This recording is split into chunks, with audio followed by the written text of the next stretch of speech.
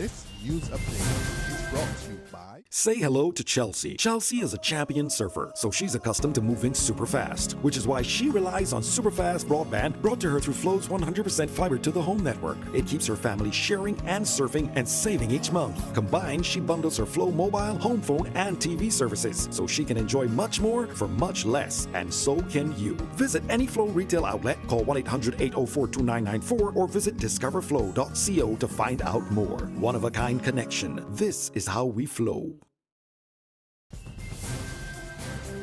It's Tuesday, April 5, and time for the Barbados Today Afternoon Update. Thanks for joining us. I am Fernella Wedderburn. We begin with a strong word of warning today to the Frondell Stewart administration in the wake of the latest Moody's Investors Service report. It comes from former Prime Minister Owen Arthur, who warns that after a C comes a D. Therefore, the latest downgrade could only lead to Barbados moving into the dreaded economic category known as default. Arthur restated his warning today that the government is running out of time and that some drastic action needs to be taken now. The government has to put a moratorium on supporting these so-called commercial private investments that cannot be justified on economic or financial grounds, because they will also go on to the debt. Mm-hmm. And that is the problem, not only in Barbados, but I don't think you should read the CDP report. It's a wonderful report. It says that the debt in recent times has not come from central government. So trying to deal with it by way of generating primary surpluses and fiscal is not going to be the answer. You have to address governance. Mm-hmm. And that is where there has been a reluctance, because they fear being unpopular. But sometimes you have to take the medicine in order to get well. President of the Barbados Union of Teachers, Pedro Shepherd, is calling on the Ministry of Civil Service to address issues facing teachers, pointing to instances where teachers were being refused study leave when requested. The union boss called for the 4-year-old collective bargaining agreement to be reviewed. He made the appeal last night at the union's 42nd annual general conference at the Almond Bay Conference Center. Tonight, I am using diplomacy to seek the intervention of the Minister of the Civil Service to use his good office to help resolve the many issues we are facing by asking the Permanent Secretary in the Ministry of the Civil Service to have placed on his desk as a matter of urgency the collective bargaining document which was signed off on by both Education and Civil Service over 4 years. In that document, piloted by my predecessor, contained therein an agreement for teachers to benefit from 20 days study leave to prepare for and write examinations spread evenly over 2 semesters. It contained as well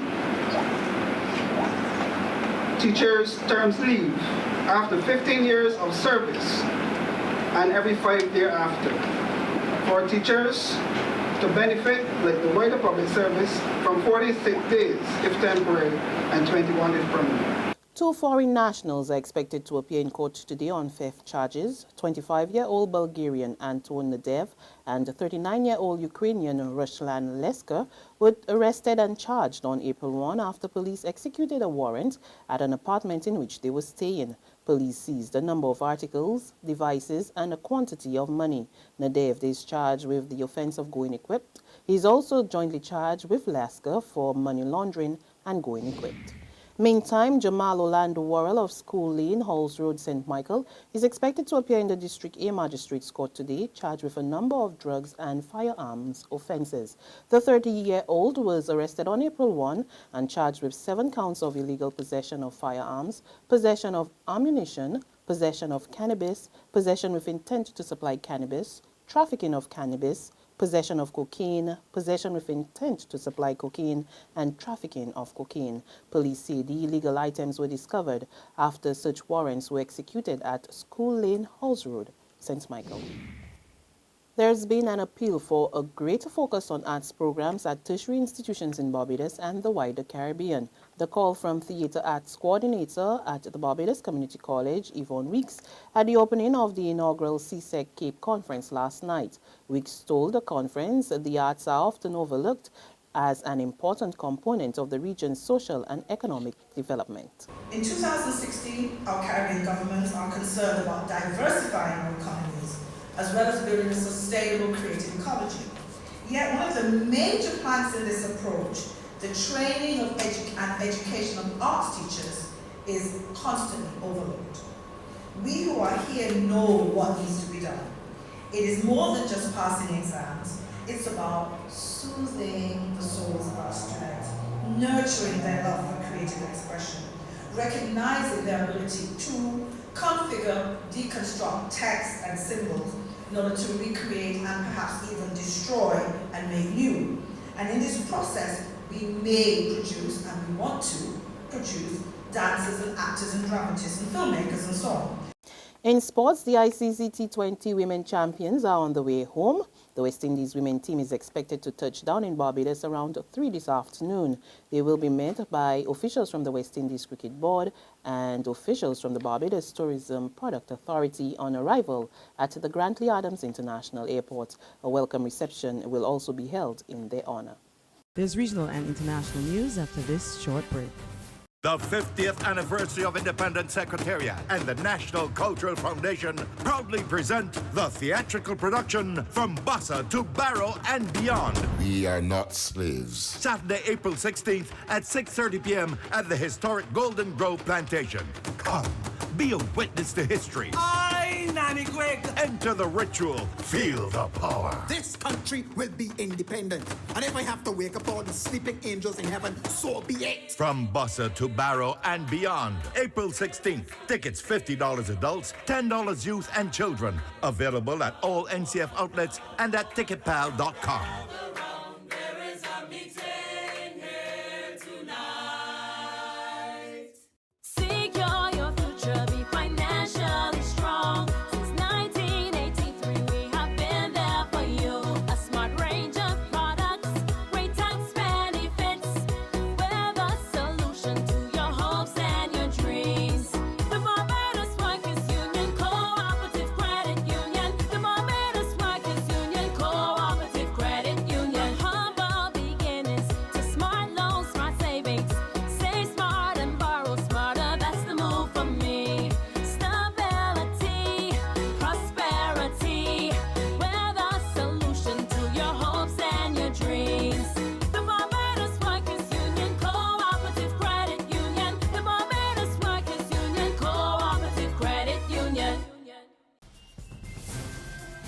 Caribbean companies and names are reportedly on the list of over 11 million confidential documents leaked from a Panamanian law firm, which reveals the extent to which the world's rich and powerful use tax havens to hide their wealth. More in this report from TV6 News. With the help of La Nación in Costa Rica, the International Consortium of Investigative Journalists has created a search engine of the database where users can search by country or company.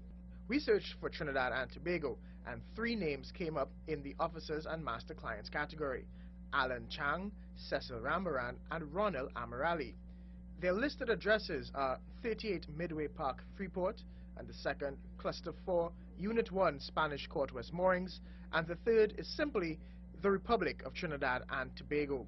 TV6 News was unable to contact any of the names on the list. Another infographic shows a map of the world. Each country shows the number of companies found in the data dump. Highlight Trinidad and Tobago, you find 6 companies, 3 clients, 1 beneficiary, and 15 shareholders. That's actually not that many compared to other Caribbean countries like Barbados with 34 companies, or St. Kitts and Nevis where 189 companies appear. Further afield now, Iceland's Prime Minister asked the President to dissolve Parliament after he was naming that huge leak from the Panamanian law firm. It is alleged that the Prime Minister and his wife concealed millions of dollars worth of investment in an offshore company. Dozens of high-profile and global figures are also named in that huge leak from Panamanian law firm Mossack Fonseca. Meantime, in another development, France signaled plans to put Panama back on the list of countries which failed to cooperate on the issue of tax evasion. Finance Minister Michel Sapin said Panama had given a false impression that it was capable of respecting international principles. And that's news and sports. But for the very latest, visit our website at www.barbadostoday.bb.